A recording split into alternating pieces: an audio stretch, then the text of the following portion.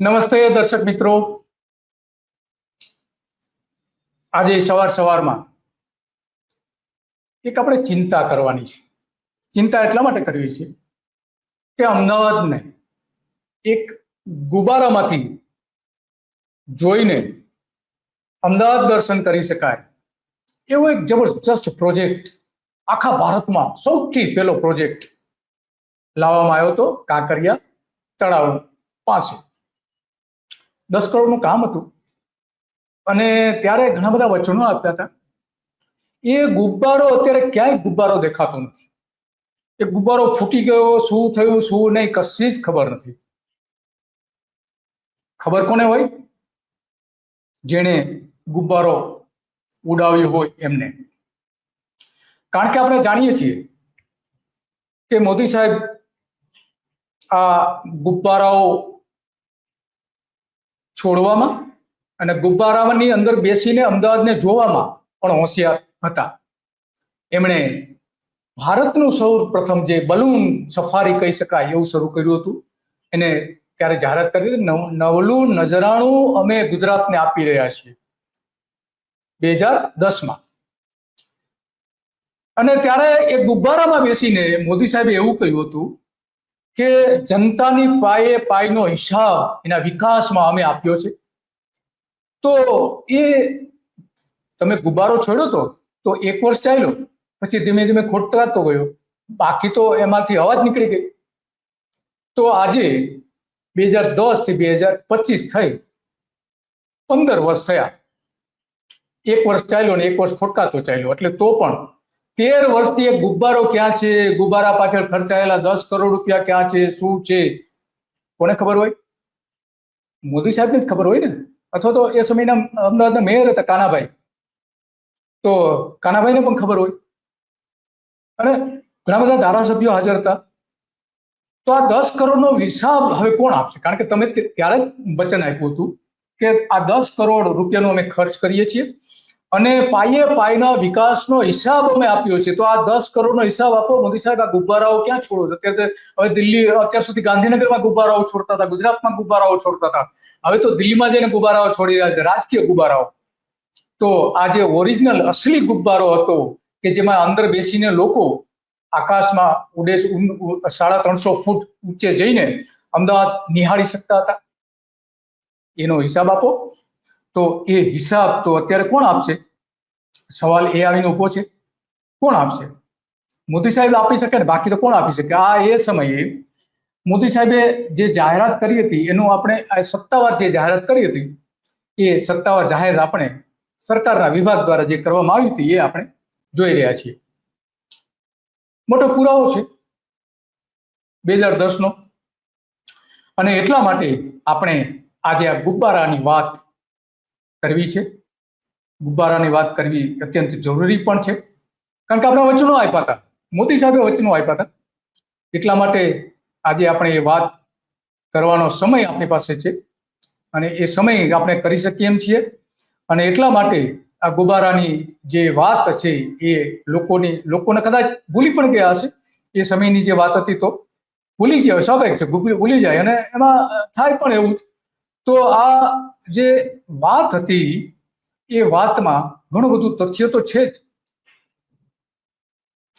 તો આ મોદી સાહેબના ગુબ્બારાઓમાંથી બેસીને જ્યાં ફોટો લઈ રહ્યા હતા એ ફોટો આજે પણ આપણી પાસે છે, તો એનો કોઈ ઇનકાર કરી શકે એમ નથી. આ જોઈ શકીએ છીએ આપણે મોદી સાહેબને ગુબ્બારાઓ ફેલાવતા, ગુબ્બારા જે અલગ અલગ પ્રકારની ત્યારે જાહેરાતો કરી હતી એ બધું જ આપણે જોઈ રહ્યા છે. કારણ કે ત્યારે બાળકોને એવું કહ્યું હતું કે અમે 10 રૂપિયામાં બલૂનમાં બેસાડીશું, સફારી કરાવીશું, બધું જ કરીશું. સ્કાય વન્ડર્સ નામની એક કંપનીને કામ પણ આપ્યું હતું. ટિથર્ડ હેલિયમ બલૂન નામ પણ આપ્યું હતું સફારી.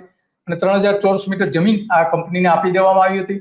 350 ફૂટ ઊંચું જવાનું હતું. 8 સપ્ટેમ્બર 2010ના રોજ નરેન્દ્ર મોદીએ આકાશમાંથી અમદાવાદ જોઈ શકાય એવા વિશાળ બલૂનમાં બેસીને ગુજરાતની પ્રજાને વચન આપ્યું હતું કે પાઈનો હિસાબ આપીશું. તો હવે આપી દો, તમે હિસાબ આપી દો, કારણ કે હવે તમારી પાસે સમય છે હિસાબ આપવાનો.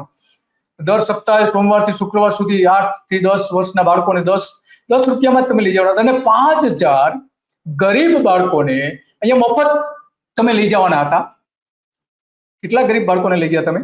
તો એટલા માટે આ જે પબ્લિક પ્રાઇવેટ પાર્ટનરશિપમાં જે શરૂ કર્યું હતું, આજે એની હાલત શું છે એનો જવાબ આપો તમે. નહીં આપી શકો. આ ફોટોગ્રાફ્સ આપણે જોઈ રહ્યા છે. ગુજરાતની જનતાએ આ જે શ્રાવણ મહિનાના સમાપનના દિવસે નજરાણાનું ભેટ ધર્યું હોવાનું કહીને મોદીએ બલૂન સફારી 350 ફૂટ ઊંચી ઉડાન ભરી હતી, પરંતુ આજે એમાં ક્યાંય જોવા મળતું નથી. આ એ વખતની આપણે તસવીરો જોઈ રહ્યા છીએ, એ જ વખતની. તો હવે કોણ જવાબ માંગશે મોદી સાહેબ પાસે? એનો સવાલ કરવાનો અધિકાર છે આપણી પાસે, કારણ કે આ બધી જ જો આપણે નરેન્દ્ર મોદી સાહેબનું કેટલું મોટું નામ સાથે મૂકવામાં આવ્યું હતું, આજે એનું કોઈ જ ક્યાંય હયાતી દેખાતી નથી. અને એટલા માટે આપણે આ જોઈ રહ્યા છીએ.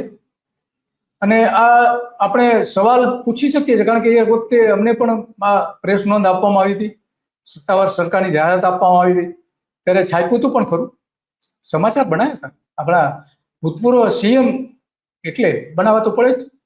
મુખ્યપ્રધાન કે એટલે માલિકો કે એટલે તમે સમાચાર લખવા જ પડે, ક્યાં જાઓ. પરંતુ આજે એ જવાબ માગવાનો સમય છે. તમે આપો જવાબ, કારણ કે આ જે તમે ત્યારે કામ કર્યું હતું એ હવે લોકો પૂછી રહ્યા છે કે જવાબ આપો. એમને નહીં ચાલે મોદી સાહેબ, જવાબ તો આપવો પડશે ને, કારણ કે તમે પ્રજાને વચન આપ્યું હતું અને એટલા માટે તમારે જવાબ આપવો પડશે ને. તો આ મૂળ વાત છે કે નેતાઓ જે વચનો આપે છે, નેતાઓ જે મોટા મોટા સપના બતાવીને મોટા મોટા પ્રોજેક્ટ મૂકે છે, એનું ધૂળ ધાણી થઈ જાય છે. વચનો આપે છે, વચનો આપે છે, એનો કોઈ અમલ થતો નથી. કે છે કે હું પાયનો હિસાબ આપીશ, વિકાસ માટે જે કંઈ કામ કરું છું એનો પાયનો હિસાબ આપીશ. તો આ 10 કરોડનો હિસાબ તો હવે તો તમે દિલ્હી જતા રહેશો, કોણ આપશે? સવાલ એ છે આજે આવીને ઉભો રહ્યો છે. અને એટલા માટે આજે કાલચક્રમાં ફસાઈ ગયેલો પ્રોજેક્ટ આજે ક્યાંય નથી. તો શું હાલત છે એનો કમસે કમ અમદાવાદના મેયરને પૂછો તો ખરા કે મેં ગુબ્બારો ચડાવ્યો તો એ ગુબ્બારાનું શું છે આજે હાલત, એ કમસે કમ એમને પૂછો તો ખરા મેયરને. પણ હવે તો તમે વડાપ્રધાન થઈ ગયા છો એટલે કોણ પૂછવા જશે? કોઈ નહીં.